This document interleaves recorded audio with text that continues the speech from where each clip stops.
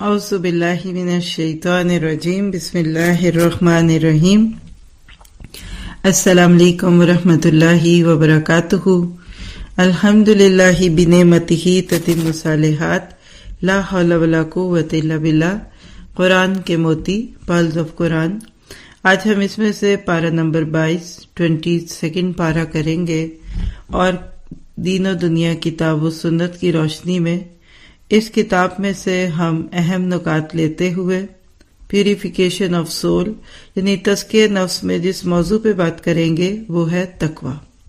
پہلا ہی لفظ وَمَن یقنت، اور جو کہ قنوت اختیار کرے، اور قنوت میں دوام بھی ہے اور عاجزی بھی ہے۔ خاص طور پہ اس بارے میں فیمینن یعنی مؤنث کے صیغوں کے ساتھ کچھ باتیں ہیں، تو آئیے دیکھتے ہیں کہ آج اس میں سے ہمارے لیے کیا ہے، کیونکہ بہت ساری ایسی چیزیں ہیں جن کو ہم پڑھتے ہیں، سنتے ہیں، سمجھنے کی کوشش بھی کرتے ہیں، لیکن پھر ہم پیچھے ہو جاتے ہیں۔ اور جب قرآن پاک کا آغاز ہوتا ہے تو سب سے شروع میں جو سوچ دی جاتی ہے وہ کیا ہے؟ اہدنا الصراط المستقیم، اور اس کا جواب لا ریب فیہ ھدی للمتقین۔ تو گویا کہ لفظ متقی، تقوی، یہ انسان کے بالکل شروع سے ہی ذہن میں رہتا ہے جب آپ قرآن پاک کو شروع کرتے ہیں۔ تو پارے کا موضوع ہے تقوی۔ اگر ہم دیکھیں تو اس پارے میں بہت ہی خوبصورت سی دعائیں بھی ہیں کہ جن دعاؤں کو دیکھنے اور سننے اور پڑھنے کے بعد انسان کا دل چاہتا ہے کہ میں بھی انہی کے مطابق بن جاؤں۔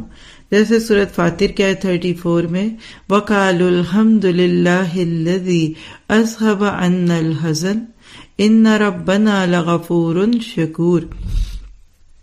وہ کہیں گے کہ اللہ تعالیٰ کا شکر ہے جس نے ہم سے غم دور کیا، بے شک ہمارا پروردگار بخشنے والا اور قدردان ہے۔ تو گویا کہ اس دعا میں جنتیوں کے جنت میں جانے کا تذکرہ ہے، اور جنت میں جانے کی قیمت تقوی ہے۔ جب تک آپ کے میرے اندر تقوی نہیں ہوگا ہم جنت میں جانے کا سوچ بھی نہیں سکتے۔ تو آئیے ذرا سا دیکھتے ہیں کہ جنت میں جانے کے لیے جس تقوی کی ضرورت ہے وہ کہاں سے حاصل ہوتا ہے، وہ کیا ہے۔ آج ہمارے کلچر میں اس کا کچھ اور ہی مفہوم ہے، لیکن جب ہم ڈکشنری کو اور اللہ کے نبی صلی اللہ علیہ وسلم اور صحابہ کے اعمال اور ان کے اقوال کو دیکھتے ہیں تو تقوی کچھ اور سمجھ آتا ہے۔ تو آئیے پہلے بنیادی طور پہ دیکھتے ہیں کہ تقوی کس چیز کا نام ہے۔ سمجھ بوجھ، شعور، اچھے برے میں فرق کو پہچاننا، کانٹے دار شاخوں یعنی گناہوں کے کانٹوں سے بچ کر چلنے کا نام تقوی ہے۔ اصل میں تقوی اس احساس کا نام ہے کہ میں اپنے آپ کو بدلنا چاہتی ہوں، میں نے خود کو گناہوں سے پاک کرنا ہے توبہ کے پانی سے، مجھے نیکیوں کا پرفیوم لگانا ہے تاکہ میری ذات سے خوشبو پھیلے اور میری ذات سے نیکیاں بھی پھیلیں اور ہر جگہ میرے چمکنے سے اجالا ہو جائے، اس دعا کی قبولیت بھی ہو جائے۔ انسان اپنے ہی دل میں سوچ لیتا ہے کہ مجھے برائیوں کا اشتہار نہیں بننا، مجھے شیطان کا پیروکار نہیں بننا، میں نے اس دنیا میں رب والا بن کے جینا ہے، مجھے بندگی کے رنگ میں رنگنا ہے، صبغۃ اللہ ومن احسن من اللہ صبغہ، اس کا چلتا پھرتا نمونہ بننا۔ اور یہ اس بات کی دلیل ہے کہ ایاک نعبد و ایاک نستعین، میں نے اس عہد اور اس وعدے کو پورا کرنا ہے۔ جب یہ تڑپ لگ جاتی ہے تو گویا کہ آپ تقوی کی سیڑھی پہ قدم رکھ چکے۔ میں نے اپنے رب کو اس حال میں ملنا ہے جس حال میں اس دنیا میں آئی تھی، یعنی ماں کے پیٹ سے جیسے بالکل گناہوں سے صاف تھی، اسی طرح سے مجھے دنیا سے جاتے ہوئے بھی صاف ستھرا ہونا ہے۔ روایات میں آتا ہے کہ حج سے واپس آنے والے ایک شخص کے بارے میں آتا ہے، اور اسی طرح توبہ کرنے والا کہ وہ گناہوں سے ایسے پاک ہو جاتا ہے جیسے آج اس کی ماں نے اس کو جنم دیا۔ تو بچے پیدائشی گناہ گار نہیں بلکہ پاک ہوتے ہیں، فطرت پہ ہوتے ہیں۔ تو جب آپ کہیں بھی جانا چاہتے ہیں تو اپنے آپ کو سجاتے ہیں، صاف ستھرا کرتے ہیں، یہ کوئی بری بات بھی نہیں ہے۔ ظاہری بات ہے آپ اگلے کو بھی عزت دیتے ہیں اور اللہ کی نعمتوں کا اظہار بھی کرتے ہیں۔ بالکل اسی طرح جب اپنے مالک کے پاس جانا ہے، جب اس کو ملنا ہے، تو اس وقت میرے جسم پہ کوئی گندگی نہ ہو، میرے تن بدن پر، میرے دل پر، میرے دماغ پر، میری سوچوں پر ایک بھی گناہ کا دھبا نہ ہو۔ تو آپ کہہ سکتے ہیں کہ تقوی اپنے نفس کی حفاظت ہے، حفظ النفس عما یوثم، اپنے نفس کی حفاظت کرنا ہر اس چیز سے جو اس کو گناہ گار کر دے۔ آنکھوں کا تقوی اپنے آپ کو ہر اس چیز کے دیکھنے سے دور کرنا جو آنکھوں کو گناہ گار کر دے۔ اسی طرح کانوں اور ہاتھوں اور چہرے اور جسم کے ہر عضو کا تقوی ہے۔ جب آپ دیکھیں گے کہ قرآن پاک کھولتے ہی آپ کو جب یہ پیغام ملتا ہے کہ ہدی للمتقین، تو پتہ کیا چلا کہ قرآن میں ہدایت تو سب کے لیے تھی، لیکن اس سے فائدہ وہ اٹھائیں گے جو تقوی والے ہوں گے۔ اب جب ہم تقوی کے ساتھ گناہوں سے بچنے کی بات کرتے ہیں جو عموماً کرتے ہیں، تو یہ ادھوری تعریف ہے، پوری نہیں ہے۔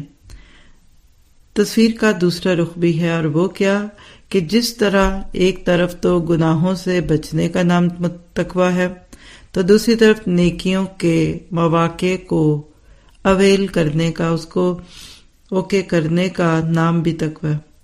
انسان نیکیوں کے پھول اگاتا ہے، تقوی نیکیوں کی کیاری کا نام ہے جس میں نیکیوں کے چھوٹے چھوٹے پھول لگتے ہیں اور گناہوں کے کانٹے چھانٹے جاتے ہیں۔ ہمارے ارد گرد بیسیوں نیکیاں بکھری پڑی ہوتی ہیں، لیکن تقوی سے خالی دل والے کو پتہ ہی نہیں چلتا، اور وہ بالکل غافل ہوتا ہے اور کوئی دوسرا وہی نیکی کر جاتا ہے۔ اسی طرح تقوی کے مختلف درجے ہیں۔ ایک وہ انسان جس نے گناہ کیا اور اس کو احساس ہوا کہ اس نے گناہ کیا، دوسرا وہ جس نے گناہ کیا لیکن وہ اس کو گناہ نہیں سمجھتا، اور ایک تیسرا جس کو گناہ کرنے سے پہلے ہی پتہ چل جاتا ہے کہ گناہ نہ کرو۔ یہ کیفیت کہ یہ گناہ ہے اور اس کو نہ کروں اور گناہ سے رک جانا، اس کو خشیت کہتے ہیں۔ اسی کا دوسرا نام تقوی ہے۔ ہم اللہ سے کون سا درجہ مانگتے ہیں؟ اے اللہ مجھے وہ خشیت دے جو میرے اور میرے گناہوں کے بیچ میں رکاوٹ بن جائے۔ تقوی والے کی زندگی بتاتی ہے کہ وہ ایک متقی انسان ہے، وہ فرائض سے اوپر اٹھ کر بات کرتا ہے، عزم کی زندگی جیتا ہے، حلال اور حرام کے چکر میں نہیں پڑتا، وہ مکر و فریب کو بھی چھوڑ دیتا ہے۔ وہ کہتا ہے کہ مجھے وہ نیکی لے کر آنی ہے جو میرے مالک کے شایان شان ہو۔ اتنی پیاری نیکیاں کرنا چاہتا ہے کہ کل جو تحفے کے طور پر اپنے رب کے سامنے پیش کر سکوں کہ میرا بندہ میرے لیے یہ لے کر آیا ہے، رب بھی یہ کہہ دے۔ پارہ سورۃ الاحزاب کی آیت 31 سے شروع ہوتا ہے، جس میں اگلی چند آیات میں اللہ کے نبی کے ازواج مطہرات کے ناطے سے ہر اس عورت کو جس کی پہچان قرآن بن جائے، جس کو معاشرے میں لوگ باعزت عورت سمجھنے لگے، اس کے لیے پیغام ہے کہ تم خاص ہو، تم اپنے آپ کو ضائع نہ کرو۔ ہر وہ عورت جو قرآن سے جڑ گئی، جس کو اللہ کی مرضی کا پتہ چل گیا، اس میں ایک بڑا خوبصورت پیغام ہے۔ یاد رکھیے گا کہ لوگ دو طرح کے ہوتے ہیں، ایک عام اور دوسرے خاص، ایک بالکل چھپے ہوئے اور ایک شہرت پائے ہوئے۔ یہ کسی بھی شعبے میں ہو سکتے ہیں، سیاسی شخصیت بھی ہو سکتے، علمی بھی ہو سکتے، یا کسی اور فیلڈ آف لائف میں۔ اب جو عام لوگ ہوتے ہیں ان کی زندگی دوسروں کی نظر میں نہیں ہوتی، لیکن جو خاص لوگ ہیں ان کی زندگیاں دوسروں کی نظروں میں رہتی ہیں، وہ پبلک پراپرٹی بن جاتے ہیں۔ ہاں، اسی طرح عام لوگوں اور خاص لوگوں کی زندگیوں میں فرق ہوتا ہے، ان کے کھانے میں، پینے میں، رہن سہن میں، خرید و فروخت میں فرق ہوتا ہے۔ اگر آپ اور میں جنت کے شہری بننا چاہتے ہیں تو کس درجے کے، اعلیٰ درجے کے یا صرف عام درجے کے؟ اگر نیت اعلیٰ بننے کی ہے، ارادہ ہے، تو پھر کوشش بھی کرنی پڑے گی۔ اللہ تعالیٰ بندے کی نیت کو جانتا ہے۔ ہم نے پچھلے بارے میں بڑی پیاری مثالیں پڑھی تھی ان صحابہ کی کہ جنہوں نے اپنی نیتیں نہیں بدلی اور کہا کہ جب یہ وقت آئے گا تو ہم اس کو نبھائیں گے اور کر کے دکھائیں گے کہ ہم کیا سوچتے تھے۔ تو جو نیت نہیں بدلتے پھر وہ کوششیں بھی کرتے ہیں اور پھر حالات کو بدلنے کی کوشش کرتے ہیں۔ آج ہر شخص یہی چاہتا ہے کہ جنت میں جائے، چاہے وہ برے کام ہی کیوں نہ کر رہا ہو، لیکن مسئلہ کیا ہے کہ جب اس کے تقاضے نبھانے پڑتے ہیں تو وہ برداشت نہیں ہوتے۔ یہ پارہ آپ کو مجھے ایسی ہی چیزوں کے بارے میں بتاتا ہے کہ تم وقت کے ساتھ دنیا کی دولت کو بڑھاتے ہو، پھر تمہارا لائف سٹائل چینج ہو جاتا ہے۔ لوگوں کو صاف لگنے لگتا ہے کہ ان کے گھر میں اب زیادہ پیسے آنے لگ گئے، ان کا کاروبار چل گیا، ان کی پروموشن ہو گئی، اور پھر پہننا بدلتا، اوڑھنا بدلتا، قیمتی کپڑے، باریک کپڑے، اور اسی طرح گھر فینسی سے فینسیر۔ بالکل اسی طرح جب تقویٰ آتا ہے نا تو اس کو ایک دولت سے ریلیٹ کیجئے۔ تقویٰ کی دولت بڑھتی جاتی ہے، بندے کی نیکیوں کا سٹینڈرڈ ہائی ہوتا جاتا ہے، وہ نیکیاں نہیں کرتا جو سب کرتے ہیں۔ اور آپ کو پتا ہے کہ فرائض کی سطح پہ اکثر لوگ نیکی کرتے ہیں، وہ کہتے نہیں یہ تو سب کرتے ہیں، مجھے اس سے بڑھ کر کچھ کرنا ہے۔ وہ وقت کے رواج سے اوپر اٹھتا ہے، پھر خاندان، برادری، رسم و رواج کے توق سے اپنے آپ کو آزاد کرتا ہے، اور اللہ اور اس کے رسول کی مرضی کا توق اپنے گلے میں پہنتا ہے، خوشی خوشی۔ اگر آج میں اور آپ بھی اس وقت اسی کی نیت کر لیں، اسی کے لیے تیار ہوں، تو یہ خوشخبریاں ہیں آپ کے میرے لیے۔ پھر دوسری آیت 32 نمبر میں تقویٰ کی بات آتی ہے، تو کیا پتہ چلا کہ مردوں سے بات کرنے کی ضرورت پڑے گی، حرج نہیں ہے، لیکن لوچ کے ساتھ بات نہ ہو، دل پذیری کا انداز نہ ہو، خود سپردگی کا انداز نہ ہو۔ ایسی بات نہ کرے عورت کہ دوسرا خود سوچنے لگے کہ یہ مجھ میں دلچسپی لے رہی ہے۔ یہاں عورت کی آواز کا مسئلہ ہے، تو کیا پتہ چلا کہ عورت کی آواز اگر بالکل ہی بند کر دی جاتی تو ایک جملے میں بات کافی تھی کہ خبردار کسی کے کانوں میں کسی عورت کی آواز پڑی، لیکن یہاں تو سٹائل کی بات کی جا رہی ہے۔ بات کرنی ہے، مجبوری ہے، ضرورت ہے تو بالکل سیدھے انداز سے بات کرو۔ فون پہ بات کی جا سکتی ہے، معروف بات کرنی چاہیے۔ محاسبہ کرتے ہیں اپنا کہ کیا میری زندگی میں تقویٰ ہے۔ ایک عورت ہونے کے ناطے جب میں غیر محرموں سے بات کرتی ہوں تو میرا انداز کیسا ہوتا ہے؟ جب میں اپنے دیور سے بات کرتی ہوں تو میرا انداز کیا ہوتا ہے؟ جب میں اپنے کزن سے بات کرتی ہوں تو کیا؟ اور جب کالج فیلوز سے بات ہوتی ہے تو انداز کیا ہوتا ہے؟ اور جب شوہر کے دوستوں سے بات کرتی ہوں تو میرا انداز کیا ہوتا ہے؟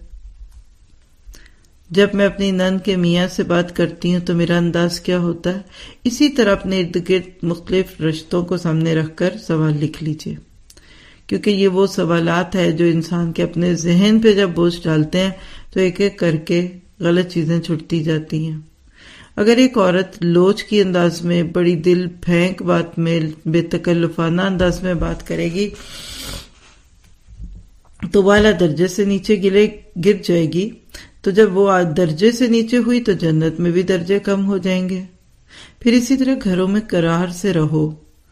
اس جملے پہ بھی غور کیجئے تو کتنا پیارا جملہ ہے کہ عورت کا اصل ٹھکانہ اس کا گھر ہے۔ جیسے کسی بھی چیز کی کوئی جگہ ہوتی ہے نا، کچن ہے ان کی جگہ، برتن ہے تو کچن میں ہوں گے، لیکن نکلتے ہیں ضرورت کے تحت ڈرائنگ روم میں، ڈائننگ روم میں، کبھی لاؤنج میں، کھانا کھایا پیا، اب برتن واپس چلے جائیں، دھو دھا کے واپس ان کی جگہ پہ رکھ دو۔ تو بالکل اسی طرح سمجھ لیجئے کہ عورت کا اصل ٹھکانہ اس کا گھر ہے، لیکن ضرورت کے تحت نکل سکتی ہے چند شرائط کے ساتھ۔ اللہ تعالیٰ نے وہ سب کچھ بتا دیا۔ یہاں تو کہہ دیا نا کہ جاہلیت جیسی سجدش نہ دکھاؤ، تو یہ جاہلیت کی سجدش کیسے ہو گئی؟ ہم تو اس کو ماڈرنزم کہتے ہیں۔ تو اصل بات یہ ہے کہ اللہ کے نبی کے دور میں آزاد عورتیں پردے اور حجاب کی پابندیاں کرتی تھی، جبکہ لونڈیاں اور مجبور عورتیں جن کا کسی کے اوپر یعنی کوئی زور نہیں ہوتا تھا تو وہ نہیں کرتی تھی، تاکہ فرق رہے۔ اللہ نے اس ساری بات کو سامنے رکھ کر ہمارے لیے ایک حکم دیا کہ تم نکل سکتی ہو، لیکن کچھ شرائط ہیں۔ ہمارے علماء کرام نے ان کو جمع بھی کیا کہ عورت گھر سے نکلے تو کیسے نکلے۔ تو پہلی شرط لکھیے ضرورت، بلا ضرورت نہیں۔ ہاں، صحابی نے اللہ کے نبی سے پوچھا تھا کہ فتنوں سے بچاؤ کا طریقہ کیا ہے، تو آپ نے 3 باتیں بتائیں، جن میں سے ایک بات کہتی کہ اپنے گھر میں قرار پکڑو۔ تو جب ایک مرد کے لیے یہ حکم ہے اور اپنی زبان کو قابو میں رکھو، تو پھر آپ بتائیے عورتوں کے لیے یہ کیسا ہوگا؟ گھر محفوظ ہوتا ہے، باہر بہت سارے جراثیم ہیں، شیاطین ہیں، خطرہ بھی ہوگا۔ عورت کے نام پر آج جتنے ویسٹ میں فتنے ہیں، اس کی ایک بہت بڑی وجہ یہ کہ عورت باہر آ گئی، گھر خالی عورت باہر، پھر بے حیائی پھیلی، بدکاری پھیلی، عورت مرد کے تعلقات پھیلے، پھر شراب عام ہوئی، پھر کلب بنے، ہوٹل بنے، اور عورت بلا وجہ ایک شو پیس بن کے رہ گئی۔ تو کہہ سکتے ہیں کہ آج کی عورت مظلوم ہے۔ پھر اسی طرح محرم کی اجازت سے نکلے، جو اس کی ٹیک کیئر کرتا ہے، جو اس کا سنسیئر ہے، تاکہ اگر کوئی مشکل آئی تو اس کو پتا ہو، تو لہذا اجازت۔ تیسری چیز، اپنے جسم پر کوئی ایسی آرائش نہ کرے کہ باہر کی مکھیاں اس پہ چپکنے لگیں، کوئی بجنے والا زیور، پائل، جھنکار، چوڑیوں کی چھنچناہٹ جس سے دلوں کی دھڑکن تیز ہونے لگے۔ پھر اس طرح اگر شہر سے باہر جا رہی اوور نائٹ ہے تو محرم کے ساتھ رہے۔ یاد رکھیے یہ اعلیٰ لوگوں کی باتیں، عام لوگوں کی نہیں۔ یہ وہ باتیں ہیں جو وہی لوگ پوری کریں گے جو جنت کے اعلیٰ درجوں میں جانا چاہتے ہیں۔ پھر دور جاہلیت کے بناؤ سنگھار سے روکا گیا۔ پھر نماز پڑھنے اور قائم کرنے کی باتیں ہوئیں۔ یعنی اگر جنت کے اعلیٰ مقام میں داخل ہونا چاہتے ہو تو اللہ رسول کی اطاعت سے بات شروع کرو، اور چلتے چلتے ہر کام پہ لبیک کہہ دو جو آپ کو حکم کے طور پر ملے، یا اطاعت کے طور پہ نہیں تو اتباع کے طور پہ ملے۔ تو یہ پورے کا پورا پارا اطیع اللہ اور اطیع الرسول سے بھرا ہوا ہے۔ اللہ کے نبی کو خاص طور پہ اس میں بڑا ایک مختلف انداز اختیار کیا گیا ہے، تاکہ آپ کے دل میں اگر کوئی خوف ہے، کوئی ڈر ہے تو وہ نکل جائے۔ محاسبہ کر لیتے ہیں، کیا جب میں اللہ اور اس کے رسول کا کوئی حکم سنتی ہوں تو کیا مانتی ہوں؟ سوال یہ ہے کہ یہاں جو جملہ ہے کہ تم اہل بیت سے گندگی کو دور کرے گا، تمہارا تزکیہ کرے گا، تم پاک ہو جاؤ گے، اس سے کیا مراد ہے؟ دیکھیے بہترین دور، بہترین عورتیں اور بہترین مرد، اس کے باوجود بھی شیطان اس جگہ پہ موجود ہوتا ہے، تو آج کتنا ہوگا؟ تو اس لیے فرمایا کہ تم شیطان کو اپنے آپ سے دور کرو گی تو پھر تم باقی کام کر سکو گی۔ پھر اس طرح 34 میں عورتوں کو علم کی نشر و اشاعت میں اپنا حصہ ڈالنے کی بات کی گئی کہ جو آیتیں تمہارے گھر میں پڑھی جا رہی ہیں ان کو دوسروں کو پہنچاؤ۔ اللہ کے نبی کی بیویاں امت کو علم دینے کا ایک بہت بڑا ذریعہ بنی۔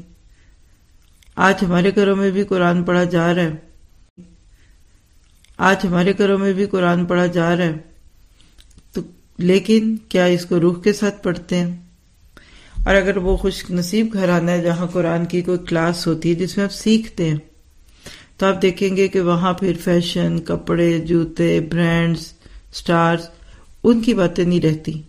ایسے ایسا مزاج بننے لگتا ہے اور بندہ اللہ اور اس کے رسول کی باتیں کرتا ہے۔ پھر آگے جا کے حکم الجاہلیت کی بات ہوئی۔ یہ تصور تبدیل نہیں ہوتا کہ انسان جب تک خود کو ماڈرن کہنے کے شوق میں آگے سے آگے کرتا جائے، اللہ رسول کے طریقوں کو پیچھے ڈالتا جائے، تو ایک ماڈرن عورت وہ نہیں ہے جو اپنے جسم کی اور بالوں کی پوری نمائش کے بعد دعوت نظارہ دے، بلکہ ماڈرن وہ ہے جو اپنے آپ کو چھپا کر اپنے شوہر کے لیے رکھے۔ کیونکہ اگر عورت محفوظ ہوگی تو گھروں میں سکون ہوگا۔ پھر آیت 36 سے یہ پتہ چلتا ہے کہ اللہ اور رسول جب کسی معاملے کو طے کر دیں تو چوائس ختم ہو جاتی ہے۔ اس کے اندر بہت سارے سوال جواب آتے ہیں جو اکثر لوگ پوچھتے ہیں، کیا پہنے، پردہ کیسے کرے، برقع پہنے، چادر پہنے، کالا رنگ پہنے، کیا کرے؟ تو آپ کو اس میں جواب مل جاتا ہے ہر بات کا، کہ ہماری شریعت کوئی من پسند شریعت نہیں ہے کہ کچھ کرو کچھ چھوڑ دو، جو چاہو کر لو، جو نہ چاہو چھوڑ دو۔ دنیا کا تو کوئی عام ملک ایسا نہیں ہوتا۔ کوئی کہتا ہے کہ اچھا ٹیکس دینا ہے تو دے دو، نہیں دیتے تو کوئی بات نہیں۔ اور کیا آپ نے کبھی سوال کیا کہ اتنا ٹیکس کیوں دیں ہم؟ اس لیے کہ ان کا حق ہے۔ اگر وہ آپ کو صاف ستھری سڑکیں، صاف پانی، اچھا ماحول دے رہے ہیں تو ان کو پے بیک تو کرنا ہوگا۔ آیت 37 میں ایک بڑا پیارا نقطہ ہے منہ بولے بیٹے کے ناطے سے۔ زید نام کے ایک غلام حضرت خدیجہ نے آپ کو شادی کے موقع پہ ہبہ کیے، لیکن یہ خاندانی غلام نہیں تھے۔ بچپن میں اغوا ہوئے اور پھر فیملی سے الگ ہوئے تو کسی نے ان کو پکڑ کر بیچ دیا، کیونکہ اس دور میں غلام بکتے تھے جیسے آج مشینیں بکتی ہیں، کوئی تحفے میں دے، اس طرح غلام کام کرتے تھے۔ اللہ کے نبی کو پسند نہیں تھے یہ بات کہ ایک انسان کو غلام بنایا جائے، اس لیے آپ نے حضرت زید کو آزاد کیا اور پھر ان کو اپنا منہ بولا بیٹا بنا لیا۔ لوگ ان کو اللہ کے نبی کی نسبت سے پکارنے لگے۔ جب یہ جوان ہوئے، اللہ کے نبی نے اپنی پھوپھیزاد کزن حضرت زینب کے سامنے زید کا رشتہ پیش کیا۔ اب وہ قریشی خاندانی عورت تھی، خوبصورت بھی تھی، لیکن ان کے دل میں زید کے لیے یہ خیال تھا کہ تو غلام ہے، تو دل مطمئن نہیں تھا۔ قد بھی پست تھا، رنگ بھی صاف نہیں تھا۔ اور اللہ کے نبی کی زبان سے جب یہ آیت آ گئی کہ جب اللہ اور اس کا رسول کسی چیز کو تمہارے لیے اختیار کر لیں تو چوائس ختم، لہذا شادی ہو گئی، لیکن دل نہیں ملے۔ ہاں، ساتھ رہ رہے تھے لیکن ایسا نہیں تھا کہ خوشی کا سامان ہو۔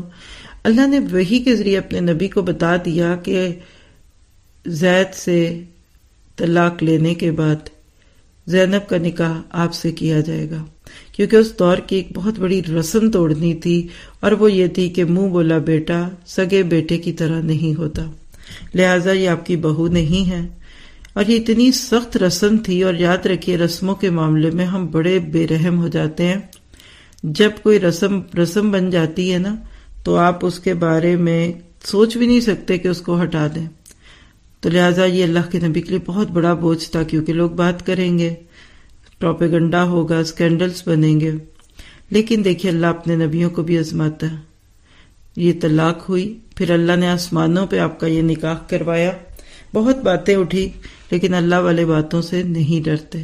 دوسری وجہ یہ تھی کہ یہ آپ کی 5ویں بیوی تھی، 4 بیویاں پہلے سے آپ کے حرم میں تھی، تو یہاں بھی لوگوں نے باتیں شروع کر دی جیسے آج بھی کہتے ہیں۔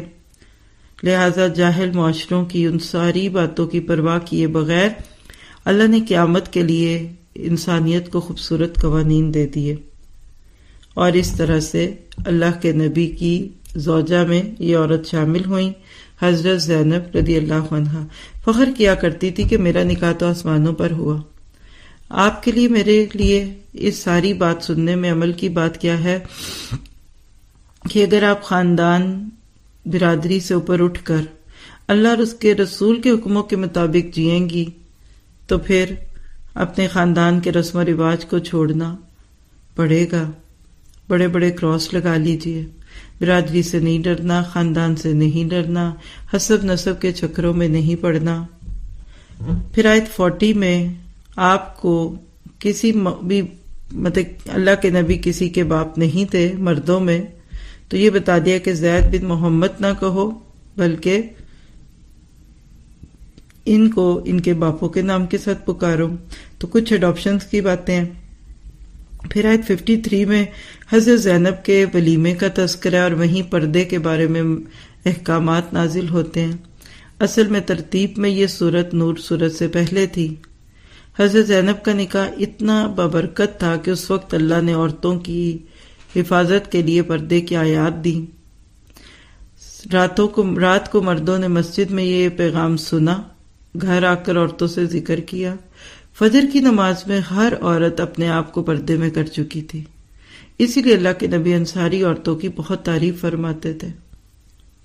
اور یہی بات پھر اس میں کچھ اور مسائل، دعوت کے بعد زیادہ دیر نہیں رکو، گھر والا تھکا ہوتا ہے، اس کو کام کرنا ہے، سونا ہے۔ ہم لمبی لمبی باتیں، محفلیں، کھانا، پھر آئس کریم، پھر کعبہ، پھر دوبارہ آئس کریم، اور نہ جانے کیا کچھ، تو یہ اچھے مینرز نہیں۔ یعنی اسلام بہت ویل ایٹیکیٹڈ ریلیجن ہے، اتنے پیارے ادب آداب تو اللہ ہی سکھا سکتے ہیں۔ تو لہٰذا اب عورتوں اور مردوں کی مخلوط محفلوں سے روکا گیا، یعنی مکس گیدرنگز، حجاب اور آڑ ہوگا۔ ایک طرف دنیا کی بہترین عورتیں اور دوسری طرف دنیا کے بہترین مرد ہیں، پھر بھی یہ پابندیاں کیوں ہیں؟ کیونکہ ایک معاشرے کو پاکیزہ بنانے کے لیے یہ لازمی تھا۔ آج بھی لوگ کہتے ہیں ہمارے دل بڑے پاک ہیں، ہماری نظریں بڑی صاف ہیں، اور کیا ہے، بھابھی ہیں، دیور ہیں۔ تو یاد رکھیے جب اللہ اور اس کا رسول کو فیصلہ کر دے تو آپ اور میں بول نہیں سکتے۔ پھر آیت 55 میں تقوی اختیار کرنے کی بات ہوئی۔ آیت 56 میں اللہ اور اس کے فرشتے نبی صلی اللہ علیہ وسلم پر درود بھیجتے ہیں۔ درود بھیجنے سے کیا مراد ہے؟ اللہ تعالیٰ ان پر مہربان ہیں، اللہ کے نبی کی تعریف کرتے ہیں، آپ کے کاموں میں برکت دیتے ہیں، آپ کا نام بلند کرتے ہیں، اپنی رحمتوں کی بارش کرتے ہیں۔ فرشتوں کے درود بھیجنے کا مطلب کیا ہے؟ کہ فرشتے اللہ کے نبی سے محبت کرتے ہیں، آپ کے حق میں دعائے خیر کرتے ہیں، اور آپ کو بلند درجے عطا فرمانے کی سفارش کرتے ہیں۔ تو ہمیں بھی کہا گیا کہ ایمان والو تم بھی اللہ کے نبی پر درود و سلام بھیجو۔ اور کیسے بھیجو؟ حضرت ابوبکر نے یہ سوال کیا تھا، تو آپ نے پھر نماز میں آپ کے اوپر جو درود اور سلام پڑھا جاتا ہے وہ سکھایا۔ تشہد میں بیٹھ کر اللہم صلی علی محمد، اور اسی طرح سے نماز میں بیٹھ کر درود پڑھا، خاص طریقے سے پڑھا۔ یہی سکھایا جا رہا ہے کہ ان عبادات کو بھی ہم اللہ کے نبی کے بتائے ہوئے طریقوں پہ کریں گے۔ اور ہم کیا اللہ کے نبی پہ درود پڑھتے ہیں؟ کہ ہمارے دل میں اللہ کے نبی کے لیے محبت اور مقام ہوتا ہے؟ اور جتنا درود پڑھیں گے نا اتنا اللہ کی رحمتیں زیادہ ہوں گی۔ کمی بیشیوں سے اللہ آپ کو مجھے بچائے۔ پھر آیت 59 میں ایک مسلمان عورت کے گھر سے نکلتے وقت کے لباس پہ بات ہوئی کہ کیا پہنے۔ سیدھی سی بات ہے، گھر میں جن کپڑوں میں تھی اس کے اوپر کوئی اور کپڑا پہنے گی۔ آپ اس کو جلباب کہیں گے، برقع کہیں گے، چادر کہیں گے، ٹوپی برقع کہیں، اللہ نے کوئی نام نہیں دیا، کوئی رنگ نہیں دیا، بس ایک اصول سکھا دیا کہ عورت کے اندر جتنی کشش ہے وہ چھپ جائے۔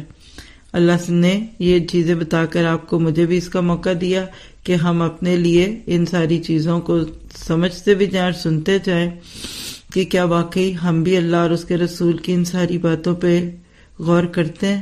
پتہ کیا چلا کہ عورت عام چیز نہیں ہے، عورت بڑی قیمتی ہے، پریشیس ہے، یہ جیمز اینڈ جیولز ہیں۔ آج بھی قیمتی چیزیں چھپا کے رکھی جاتی ہیں۔ ایک سیل ٹوٹی ہو تو اس چیز کو خریدنے نہیں دیتے، تو کہاں پھر عورتیں معاشرے میں کئی ہاتھوں سے گزر کر اپنی عصمت بھی کھو چکی ہوں۔ اللہ کرے کہ ہمیں اللہ تعالیٰ کے بتائے ہوئے یہ سارے طریقے راس آ جائیں۔ اس کے بعد سورۃ سبا شروع ہوتی ہے، بڑی پیاری سی سورت ہے۔ کچھ قوموں کی ناشکریوں کا اور شکر گزاریوں کا تعلق ہے۔ پہلی بات تو یہ کہ ہم سب اللہ کی نظروں میں ہیں جو بہت قدر کرنے والا ہے۔ قوم سبا نعمتوں کی ناشکری کرنے والی قوم بن گئی، اللہ نے دی ہوئی نعمتیں ان سے چھین لی۔ پھر اس صورت میں پتہ چلتا ہے کہ جو اعمال اور دعائیں ہم کرتے ہیں وہ اللہ کے پاس پہنچتے ہیں، لیکن اس کی کچھ شرائط ہیں۔ خیر اور شر کے فیصلے بھی اوپر سے آتے ہیں۔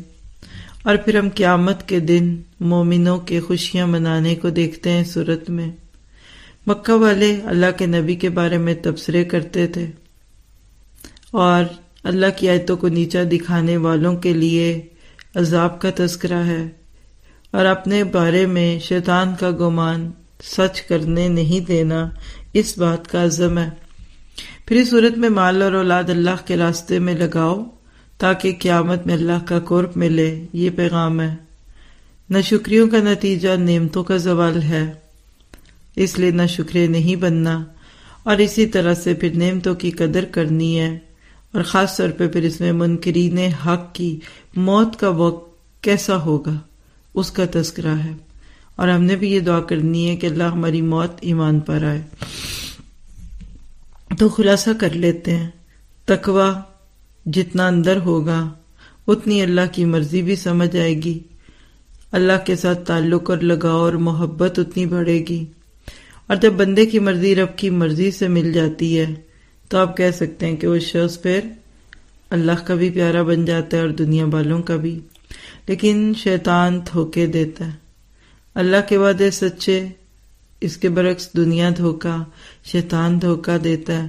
غفلت کا شکار کرتا ہے، کچھ بھی کر لو جنت تو مل ہی جائے گی۔ پھر اسی طرح عزت کا معیار تقویٰ، زبان سے بولے ہوئے الفاظ اعمال کی سیڑھیوں سے اوپر چڑھتے ہیں آسمانوں پہ، اور عمل سے کلمہ توحید کی تصدیق کرنی ہوگی۔ پھر اسی طرح اس صورت میں ہم سیکھتے ہیں کہ اللہ نہ چاہے تو کوئی نفع نہیں دے سکتا، اور یہ احساس بندے کو مخلوق سے بے نیاز کر کے خالق کی طرف مائل کرتا ہے، اور اسی بے نیازی کا نام اسلام ہے۔ للہ ما فی السماوات و ما فی الارض۔ پھر ہم نے کیا دیکھا کہ اگر ہمیں اللہ کی مرضی جاننی ہے تو قرآن کو سمجھ کر پڑھنا پڑے گا۔ پھر آگے تھوڑا سا بڑھتے ہیں تو 2 طرح کے پانیوں کی بات ہے، میٹھا اور کھارا۔ اسی طرح لوگ بھی 2 طرح کے ہوتے ہیں، کچھ خوشی دینے والے اور کچھ دل توڑ دینے والے۔ جن سے مزاج نہیں ملتا ان سے الجھنے کی ضرورت نہیں ہے، اور عقل مند وہ ہے جو لوگوں کے شر کے باوجود بھی ان سے خیر کا معاملہ کرے۔ پھر آگے کچھ کشتیوں کی باتیں ہیں، کائنات کی خوبصورت مثالیں، جیسے کشتی پانی کو چیرتی ہوئی چلتی ہے، اسی طرح ہمیں اس دنیا سے ایسے گزرنا ہے کہ یہ پانی کشتی کے باہر رہے، کیونکہ اندر آ گیا تو یہ کشتی کو ڈبو دے گا۔ یعنی دنیا کی محبت زیادہ نہیں ہونی چاہیے۔ جب ہم اپنی دل میں دوسروں کی ہدایت کی تڑپ رکھتے ہیں اور ہماری آنکھوں سے ایک آنسو گر جاتا ہے نا، اللہ تعالیٰ اس کی بھی قدر کرتا ہے، اس کو رکھ لیتا ہے۔ پھر ایک اور سبق ہے اس بارے میں کہ کائنات ایک بڑا خوبصورت سا استاد ہے جو ہمیں اللہ تعالیٰ کی معرفت دیتی ہے۔ دن اور رات کا آنا جانا جی کیسے ہو رہا ہے؟ کوئی لٹو ہے جس کو آپ گھما رہے ہیں؟ ہاں، پھر سورج کو دیکھیے تو کہیے کہ ہدایت کا سورج بنوں گی، دوسروں کی زندگیوں میں روشنی لاؤں گی۔ اور ہدایت کے بعد گمراہی بڑی تکلیف دہ ہوتی ہے، اور پھر نیکیوں میں سبقت لے جانے والا بننا ہے۔ پھر ہم دیکھتے ہیں کہ ہم بہت بڑی بڑی نیکیوں کے لیے اکثر ترستے ہیں، خانہ کعبہ جانا ہے، مدینے کی حاضری، اچھی بات ہے، لیکن قریب کی نیکیاں، چھوٹی چھوٹی نیکیاں ان کی کیئر ہی نہیں کرتے۔ حی علی الصلاح کی آواز پر نماز کے لیے نہیں نکلتے، لوگوں کو تکلیف دیتے ہیں۔ تو لہذا کسی کو تکلیف سے بچا دینا یہ بھی تو ایک نیکی ہے، اس کی بھی فکر کرو۔ پھر آگے ایک بڑی پیاری تجارت کی بات ہے جس میں 100% نفع ہے۔ دنیا میں بغیر نفع کے کوئی کاروبار ہو نہیں سکتا، اور اگر کوئی فکس کر دے گا تو اس کا نام تو کچھ اور ہوگا۔ لیکن اللہ دنیا میں بتا رہا ہے کہ جو میں تمہیں کہہ رہا ہوں اس کو مان لو، تو میں قدردان بھی ہوں اور فضل بھی تم پر پورا کروں گا۔ پھر اس میں ایک خوبصورت آیت ہے جس میں امت مسلمہ کی بھی خوبی ہے کہ جن کو اللہ نے کتاب دی، پچھلے انبیاء سے ہٹ کر اس قوم کو ایک اعلیٰ مقام دیا۔ اب کتاب کی وراثت ہمارے ہاتھ میں۔ آج کے مسلمان اس ناطے سے دیکھا جائے تو چنے ہوئے ہیں۔ عام طور پہ لوگوں کو اپنی عزت کا پاس ہوتا ہے، لیکن جب مسلمان گناہ کرے، ملاوٹ کرے، دھوکہ دے تو کیا اس وقت وہ اپنی عزت کرواتا ہے؟ چنے ہوئے لوگوں کی 3 قسمیں ہیں، ظالم لنفسی، نفس پہ ظلم کرنے والا، یعنی فرائض بھی ادا نہیں کرتا۔ پھر بیچ میں کچھ مقتصد، درمیانے، بین میڈیوکر، کچھ نیکیاں اور کچھ بدیاں۔ اور تیسرے کون سے ہوتے ہیں؟ نیکیوں میں سبقت لے جانے والے، سابقون بالخیرات۔ یہ ہے تقویٰ کے اعلیٰ مقام پہ۔ منزل پہ کون پہنچے گا؟ جو اپنے آپ کو اللہ کے حوالے کر کے نیکیوں کی طرف بھاگے گا۔ تو تقویٰ کیا ہے؟ انرجی ڈرنک ہے۔ ہر انسان کے تقویٰ کا لیول مختلف ہوتا ہے۔ دولت مند کا تقویٰ اور ہوگا، غریب کا تقویٰ اور ہوگا۔ ہم نے اپنے آپ کو ڈھونڈنا ہے کہ میں تقویٰ کے کس معیار پہ ہوں۔ یہ نہیں ہو سکتا کہ عمر بڑھتی جائے اور تقویٰ نہ بڑھے، ورنہ تو پکڑ ہوگی۔ لوگوں کے کپڑوں اور زیور سے ان کے تقوی کا زیادہ اندازہ نہیں لگایا جا سکتا، الا یہ کہ بالکل ہی فاسقین والا حال حلیہ بنا لیا جائے۔ پھر آیت 35 میں جنت کا ذکر ہے کہ جہاں نہ موت آئے گی، اور جہنمیوں کے حالات غم سے نڈھال ہیں۔ دنیا میں جو کیا آپ اس کا نتیجہ بھگت رہے ہیں۔ اللہ تسلی دیتے ہیں کہ غم نہ کرو، اس دنیا میں بھی تم زندہ ہو تو محنت کرو، جہاں لمبی عمر ملنا ایک نعمت ہے وہاں پکڑ کا بھی ذریعہ ہے، اولم نعمرکم کی بات ہے۔ پھر آئے 39 سے 41 میں خوبصورت پیغام ہے کہ شرک کی کوئی دلیل نہیں اور نہ گنجائش ہے، یعنی اس دنیا میں شرک کے لیے کوئی جگہ ہی نہیں ہے۔ پھر سورہ فاتر کے اینڈ پہ سورۃ یاسین کی ابتدائی آیات ہے، جس کو آپ اور میں بہت محبت سے جانتے ہیں، سب سے زیادہ پڑھی جانے والی سورت ہے، لیکن اس کا بنیادی پیغام کیا ہے کہ باپ دادا کا نام لے کر غلط طریقوں پہ ڈٹ جانا، اس کی وجہ تعصب ہوتی ہے۔ ہو سکتا ہے ان تک دین نہ پہنچا ہو، کفار مکہ کیسے بگڑے، کیسے وہ شکر کی وجہ شرک کے عادی ہوئے، حرم کو بتوں سے بھرا، بلکہ عبادت کرنے لگے ان کی بھی، اس کی وجہ بے علمی اور تعصب تھا۔ تو اللہ سے دعا ہے کہ وہ ہمیں تقویٰ کے بہترین درجے عطا فرمائے۔ سبحانک اللہم و بحمدک، اشہد ان لا الہ الا انت، استغفرک و اتوب الیک۔ السلام علیکم و رحمۃ اللہ وبرکاتہ۔